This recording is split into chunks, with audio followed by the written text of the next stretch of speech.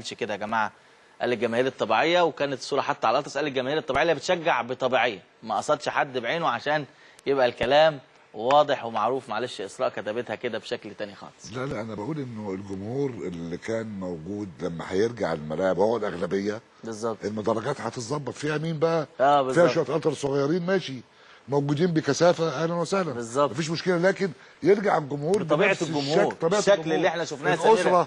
اعرضه لنا تاني يا سمير. الاسره اللي كانت بتروح الملاعب من غير ما يكون معاها راجل، بالظبط، ده الجمهور اللي كان محل الملاعب، اللي كان مديله الاحترام، مش كده؟ بالظبط. لكن ما يرجع وكله يرجع بقى طبعا يرجع وكله يشجع. ولكن احنا بنقول طالما في قانون اللي احنا بنتكلم فيه ده وده مهم جدا، نفسك تشوف فيه ايه في القانون يا استاذ؟ في القانون؟ نفسك قانون الرياضه تشوف نفسي فيه انا عايز اشوف في حاجه واحده بس. نفسي اشوف في القانون ده ان البني ادم او الانسان يجد من خلاله مساحه يبدع منها ان هو يطلع طاقات وخبرات وامكانيات دون ان يتردد. القوانين معموله عشان تتجرب ومعموله عشان تتعدل، والدول المتحضره ما بتعملش قانون يقعد 40 سنه، سنه 75. الدول المتحضره بتعمل القانون سنتين وثلاثه وبتغيره. بالظبط، بيعدلوا في قوانينهم. بس احنا القانون 75 لازم 75 ده القانون بتاعنا ده ماشي. فاحنا عايزين قانون نبدع من خلاله وندي حريه للناس ان هي تفكر من غير ما تخاف. ما نخافش من مساله ثغرات الناس بتتكلم عنها، ان انا اخش واعمل متوافق مع المواثيق الدوليه، مش كل شويه اقول لك هجمد هعمل. اديني فرصه ان انا ابدع من غير ما اخاف. دي القوانين. واشتغل من غير ما اخاف. واشتغل ونشتغل بالقانون ونقيمه بعد فتره. يعني مش هروح اعمل القانون واكتب على نفسي خلاص بقى خلصنا على اجربه، اقول ان القانون ده هجربه 3-4 سنين. طب ده ادعى اننا نبقى مستعجلين ولا نبقى هاديين شويه في القانون ده؟ لان طبعا كل مستعجل واحنا محتاجينه بشكل سريع، ولكن هل ادعى اننا نتريث شويه، نذاكره كويس، شوف عايزين ايه وطالبين ايه؟ هو احنا القانون ده مش كلنا قعدنا فيه؟ بالظبط، بس ما هو احنا مش عارفين ايه اللي راح. الناس اللي هتقعد ولجان الاستماع، وهم هيجيبوا ناس طبعا اكيد يعني ليها خلفيه، هتتعدل بعد الكلمات، هتتظبط المسائل دي كلها. وانا جاوبت على حضرتك قبل كده، هنعمل قانون ييسر لنا امورنا شويه. ده انت ما عندكش لوائح. عندك لجنه ثلاثيه بتدور العمليه التاريخيه ما عندكش.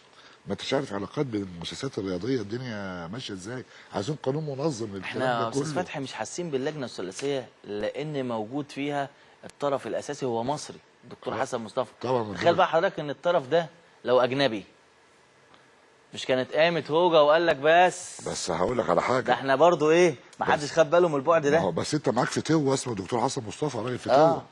راجل فتوه وراجل ليه مكانته، يعني واخد بالك. يعني اقصد لو مش مصري موجود في مكانته، ما كنا هنضرب. كان هيجي لك اجنبي بقى ويجي لك ويجي مع رئيس اللجنه الاولمبيه ووزير الرياضه وتحصل مشاكل. انما برضه من حسن حظك كده متفاهم الامور برضه. هو راجل يعني ليه دوره الحقيقي وكل حاجه، لكن لازم يجي وقت الامور تمشي فيه بالشكل اللي هو الطبيعي التقليدي بقى. بالظبط. يعني المؤسسات الرياضيه ايه نظامها، ايه علاقتها، ايه تقييمها، ايه شغل كتير لازم يتعمل. الشغل الكتير ده اكيد لازم يتماشى مع مواثيق الاولمبيه والاتحادات الدوليه، وفي الحاله دي اي قضيه مش هقول لك بقى تعالى لي وروح لي، ما هي عندك نفس اللائحه. ايوه. انت هتتصرف عليها، وزي ما قلت لحضرتك او حضرتك قلت المحكمه كمان الرياضيه اللي هتاكد ده. كل ده حضرتك شوفه يخلص في قد ايه؟ لو عايزينه يخلص. المهندس فرج عامر اتكلم كلام كويس قوي، وقال لك ان احنا محتاجين حتى كرياضيين واعلام رياضي طبعا ان احنا ندفع في الاتجاه ان القانون يخلص. لو اشتغلنا كده ودفعنا كده اعتقد انه بالفعل ما اعتقدش بقى نلحق قبل دورة الالعاب. تصدق ما نلحقش قبل دورة الالعاب. صعب. تصدق صعب. يعني طب يعني انا مش هقول يعني يسلقوا لنا القانون، لكن يعني يسرعوا بيه شويه. نسرع ولكن بتركيز. اصل انت عارف الانتخابات هتتم بعد الدوره الاولمبيه كلها. بالظبط. طب هتتم على اي اساس؟ عارف اللي هيحصل؟ مأساة. هتتأجل. وهي مؤجله بقى لها مده. لا اما نسلق. احنا مش هنسلق ولا حاجه، ما احنا القانون ده درسناه كتير واحنا كلنا اتكلمنا فيه وساهمنا فيه وقعدنا فيه. نحاول فعلا انه يخلص قبل الدوره الاولمبيه، وبعد الدوره الاولمبيه تجري الانتخابات على اساسه.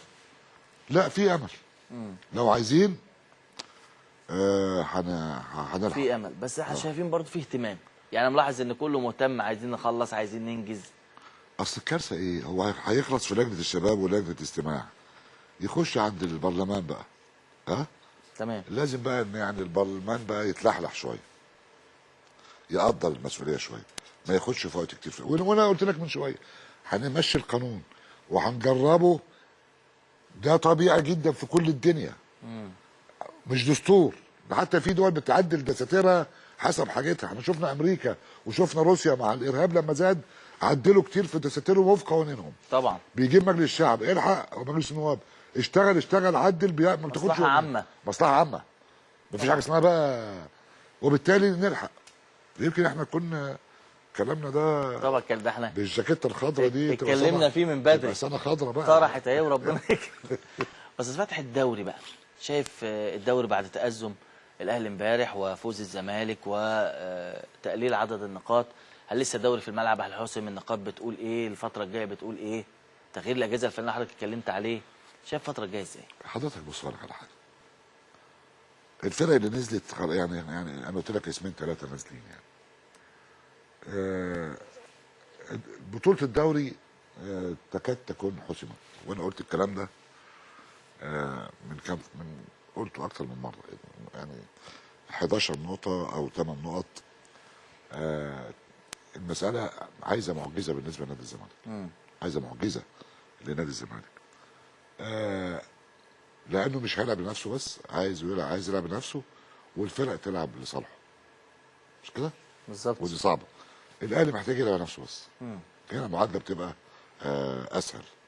وبعدين المشوار اللي جاي كلاهما سيفقد نقاطا يعني. ممكن الماتشات اللي جايه مش سهله. الماتشات اللي جايه مش سهله، وما عادش فيه فرق صغيره، والنتائج بتقول كده. الحاجه الثانيه انه عدم وجود الجمهور بقى.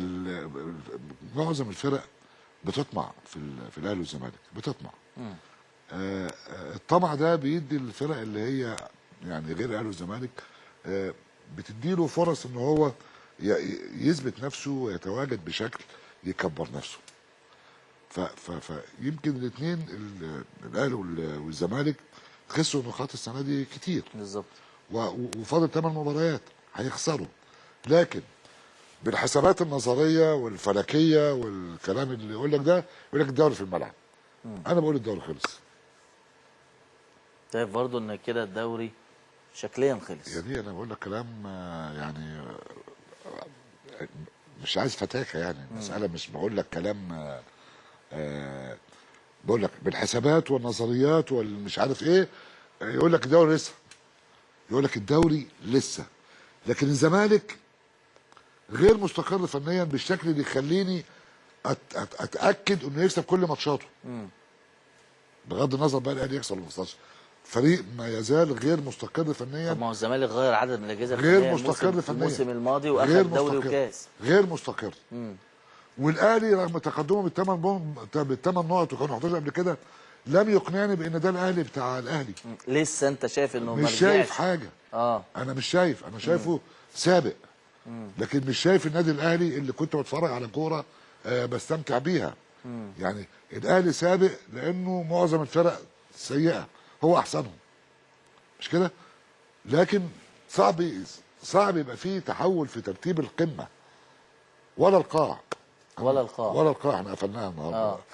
القاع غلطان. ما ينفعش. قاع يعني عندك محله وحرس. المحله والحرس. وفي مباراه النهارده بين الشرطه والمقاولين، دي هتحس يعني وان كان انا من وجهه نظري مش هتغير برضه من المضمون كتير. مش هتغير من المضمون كتير. واللي جاي هيثبت كتير من المواقف اللي بتكلم عنها. مش عايز اتكلم كلام نظري او كلام يحمل لف ودوران. الدوري خلص ومساله الهبوط فاضل فريق واحد مع الفرقتين. مدربين الاجانب في الدوري ما حدش اقنعني فيهم خالص. لسه خالص. شايف ان انت الفتره لا ما شفتش حد يا بيه. ما اقنعنيش حد يعني ما طب واللاعبين الاجانب؟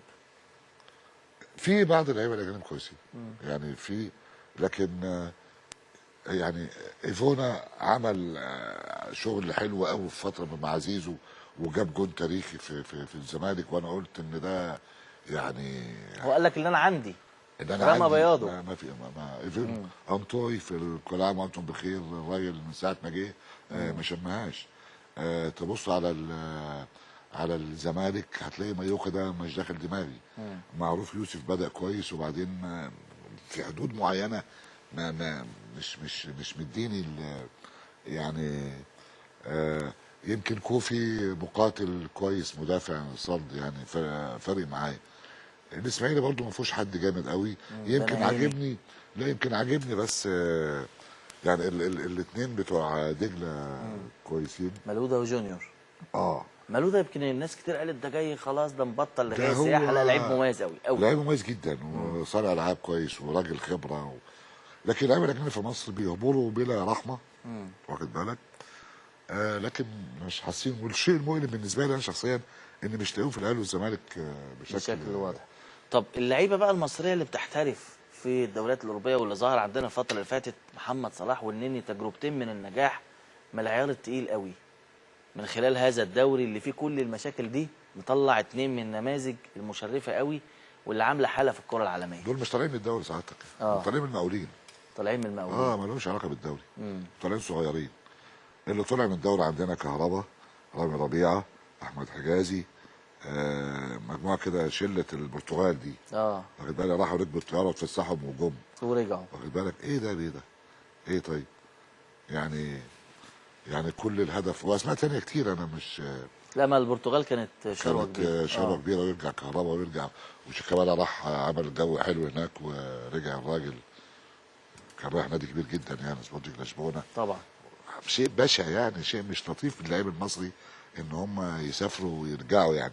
فتجربه النني ومحمد صلاح دول متربيين جوه نادي المقاولين، ومهندس شريف حبيب عمل شويه حاجات كده. طلعوا من المقاولين صغيرين، عندهم قناعه شخصيه، عندهم تربيه كويسه، عندهم طموح. واخد بالك؟ مين تاني نجح؟ مش كله رجع ولا مين؟ المحمدي بتقيمه المحمدي موجود. انا شايف تجربه المحمدي يعني ما امتعتنيش. ممكن تكون بالنسبه له هو تجربه ناجحه، لكن بالنسبه لي ما علمتش معايا. ليه؟ لانه ما ادانيش حاجه في مصر اولا بالنسبه للمنتخب، دي حاجه. نمره اتنين برضو نادي التواجد، يعني بتتكلم عن لعيب محترف، بتتكلم على رياض محرز مثلا يعني. تمام. يعني اقول لك ان انا قاعد مبهور لما اتفرج عليه، مذعور كل ما يمسك كوره، مبسوط ومنتشي بلعيب جزائري من ناس محترمه. هذا الكلام احسن لاعب في انجلترا. لكن هتقول لي اول لاعب عربي وافريقي، مش كده؟ طبعا. مبدع جبار، لاعب كويس قوي. فاحنا عندنا حمودي كان راح وبازل ورجع. فاحنا بعد احنا نحن فاشلون في الاحتراف. واذا كنت هتكلم عن تجربه عمر جابر، فممكن عمر جابر يكون من عينه النني ومحمد صلاح. ممكن يكون من عينتهم، اللي هو الملتزم اللي ممكن كذا كذا. ولو فشل عمر جابر يعني هتبقى صدمه كبيره جدا جدا بالنسبه لي. والناس كتير جدا جدا شايفه ان هو كان احسن لاعب السنه اللي فاتت في مصر ولاعب مميز. احنا ما بنربيش حد عشان يحترف. وانديتنا بتدللهم اول ما تشم حد. احنا ما لسه بدري عليه. مش الاحترافيه الكامله في الموضوع ده. شايف يعني. طب صلاح بقى شايفه ازاي؟ صلاح شايفه، والنني شايفه ازاي؟ انا شايف صلاح يعني هياخد تاني. هيشتغل اكتر. اعتقد ان هو عنده طموح اكتر، عنده حسابات خاصه بينه وبين نفسه ان هو ينمي قدراته اكتر. ان هو لو عمل كده هنشوفه مع رياض محرز في ريال مدريد او برشلونه. يعني انا رياض محرز شايفه رايح في سكه، ماشي في سكه ارجو ان صلاح يمشي فيها. واخد بالك؟ والجزائريين منضبطين وملتزمين احترافيا طول عمرهم يعني. طبعا. فانا ارجو ان صلاح يمشي في نفس السكه. هنشوف الاثنين ان شاء الله في ناديين كبار. النني يعني كويس انه عامل شغل حلو في الارسنال يعني.